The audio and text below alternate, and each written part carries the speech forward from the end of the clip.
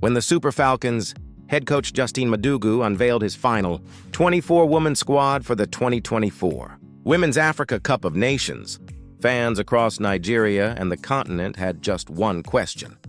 Where are the big names? With 11 debutantes and only 13 returnees. From the squad that reached the 2022 finals, Madugu's selection turned more than a few heads and triggered a storm of debate.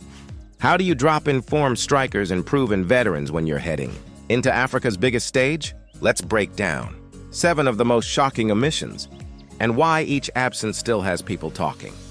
One Gift Monday, Washington Spirit. Arguably the headline omission, Gift Monday's name was expected to be a lock on the final list. Instead, for the second major competition in a row, Nigeria's electric striker finds herself watching from the sidelines. Since moving from Spain's UD Tenerife to the Washington Spirit in the NWSL, Monday has bagged 4 goals and an assist in just 10 games, continuing the rich scoring form she showed in Europe, where she struck 10 times before crossing the Atlantic. Fans and pundits alike have slammed her absence as a mystery that Coach Madugu must explain. When a striker is fit, scoring, and hungry, leaving her at home feels like a gamble, one that could come back to haunt the Super Falcons in Morocco. Edna Imad, Granada. Next up, Edna Imad is another big talent with her bags left unpacked. Born in Morocco to Nigerian parents, Imad has long dreamed of representing the Super Falcons on the continent's biggest stage. That dream will have to wait. The forward finished last season as the second highest goal scorer in Spain's Liga F, with 16 goals, a haul that also earned her the Player of the Month award in December. Many expected her to inject fresh firepower into Madugu's front line. Instead, her exclusion was one of the biggest shocks of the selection, fueling speculation about what exactly went into the final cut. Did experience outweigh form, or did Nigeria's abundance of attacking options make this sacrifice inevitable? Trade Joy Omewa, Fortuna Yoring. Few players in Europe had a better domestic season than Joy Omewa. The ex-Flamingos and Falconettes standout torched Danish defenses all year, scoring 22 goals in 23 matches to fire Fortuna, Yoring to a league title and the Danish Cup. She even drove away in a brand new Mercedes-Benz for winning the league's top scorer award, a moment that underlined just how sharp she's become in front of goal. Yet when Madugu named his final squad, Omewa's name was nowhere to be found. For a team craving goals, leaving out one of Africa's most clinical young forwards feels risky at best and reckless at worst. Bolaji Olamide, Ramo Stars Ladies. Back home, Bolaji Olamide's name rang out all season in the Nigeria Women Football League. With 15 goals in 19 games, she finished as the league's top scorer, a remarkable feat for the Ramo Stars Ladies striker. She even made her Super Falcons debut just weeks ago in a friendly against Cameroon. Many assumed that Cap was a teaser for her WAFCON bow. Instead, Olamide's exclusion shows how fierce the battle for attacking slots has become. Critics argue that leaving homegrown talent behind sends the wrong message to the domestic league's rising stars. Play well locally but watch the big stage from afar.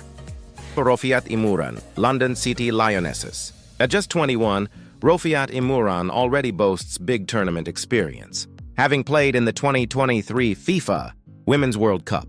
Her versatility as a left back and winger made her a valuable squad piece. Yet Madugu opted to bet on players like AS Roma's Shakurat Oladipo and Edo Queens. Miracle Usani instead for Imuran.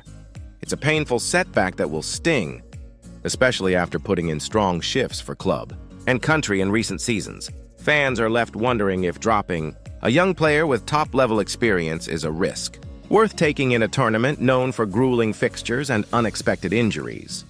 6. Uchenna Kanu, Racing Louisville.